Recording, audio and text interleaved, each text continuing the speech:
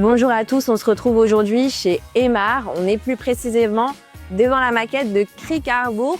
On a beaucoup de clients qui nous demandent est-ce que ça vaut encore le coup d'acheter aujourd'hui à Crick-Harbour. Donc je peux comprendre le doute.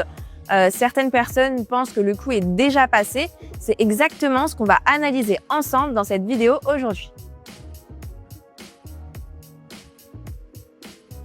Il faut bien comprendre une chose, Crick-Harbour est un quartier qui n'est pas encore fini. Donc comment s'articule Crick-Harbour aujourd'hui?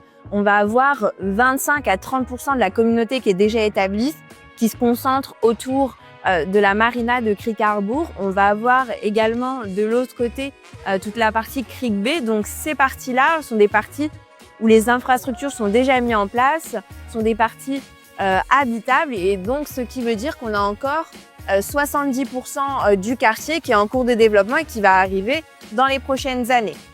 Donc effectivement, quand on achète maintenant, c'est pas la même chose que quand on a acheté il y a 7 ans, mais beaucoup de personnes font l'erreur de regarder Crick-Harbour avec les yeux du passé. Ce qui compte, c'est qu'est-ce qui se passe aujourd'hui à Crick-Harbour et qu'est-ce qui va arriver. Donc pour cela, je vais vous emmener directement avec moi sur le terrain et on va aller analyser ça de plus près.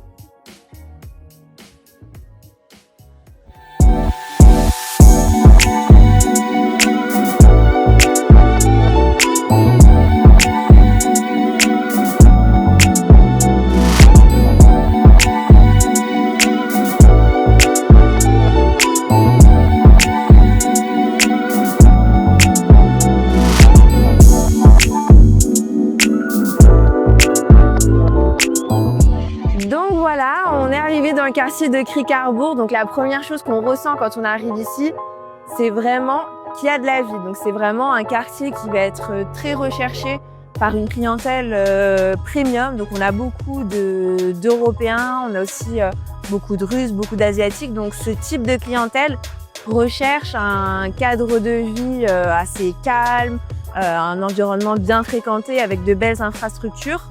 Et comme vous le voyez ici, on a déjà des très belles infrastructures dans le quartier. Donc on va avoir la marina.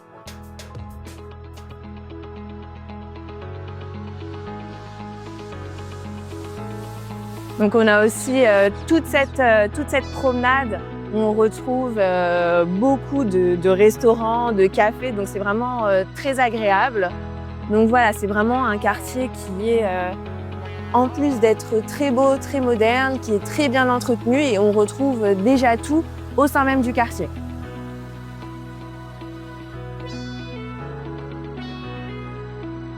Maintenant, parlons chiffres parce que c'est ce qui nous intéresse vraiment. Donc, pour vous donner un ordre d'idée, sur les 7 dernières années, le quartier Crick-Harbour a pris entre 60 et 70% de plus-value. Et ce qui est également intéressant, c'est qu'en termes de rendement locatif, on a des loyers qui ont augmenté d'environ 35% sur les 3 dernières années. Donc malgré une hausse des prix, on a une demande locative qui reste toujours très intéressante dans le quartier de Crick-Harbour.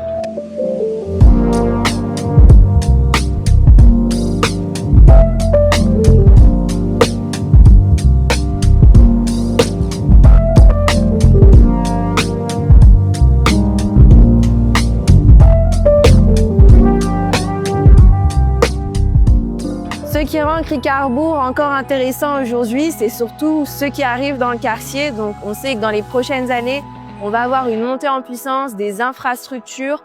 Donc on aura des écoles internationales, une mosquée et notamment 2 méga projets qui viennent d'être annoncés par le CEO d'Emar, Mohamed Al-Abar. Donc quand je vous parlais de méga projets, on va tout d'abord avoir le mall de Crick-Harbour qui est annoncé comme le futur plus grand mall de Dubaï. Donc ça ne sera pas seulement un simple centre commercial, on va vraiment être sur un pôle touristique majeur. À date, les touristes vont visiter le Dubai Mall et dans un futur très proche, les touristes viendront également visiter le Square Mall à Dubai Crick-Harbour.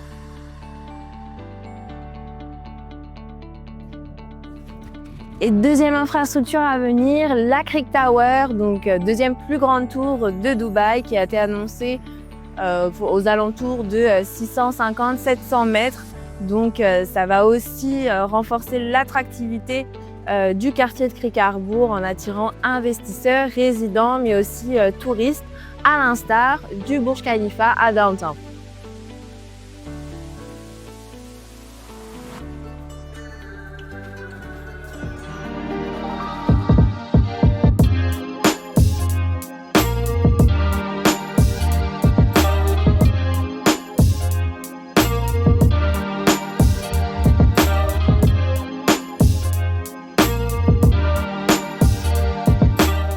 On a aussi un élément que beaucoup de personnes oublient, qui est Ras El Khor.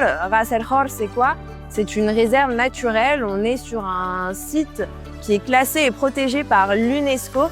Donc c'est vraiment assez rare d'avoir à Dubaï un quartier qui mélange la nature avec Ras El Khor, des infrastructures dernier cri haut de gamme et très modernes, et des vues dégagées sur la skyline en étant très bien positionné à Dubaï. Si tu cherches un investissement sécurisé dans un quartier premium avec une vision sur le long terme, pour moi, Creek Harbour reste aujourd'hui une des options les plus intéressantes sur le marché. C'est typiquement un quartier où on achète pour la stabilité et la valorisation sur le long terme. Alors, est-ce qu'il est trop tard pour investir à Creek Harbour? Je ne pense pas. Il est toujours temps de faire le pas vers Creek Harbour. Effectivement, l'investissement doit être une décision réfléchie, mais au jour d'aujourd'hui, tous les feux sont au vert avec Creek Harbour. On a le promoteur Emaar, la communauté, des nouvelles infrastructures qui arrivent, le métro. Donc tous les voyants sont au vert pour un investissement réussi avec une belle valorisation sur le long terme. Dites-nous en commentaire ce que vous avez pensé du quartier de Creek Harbour. On se fera un plaisir de vous lire et on se dit à très bientôt.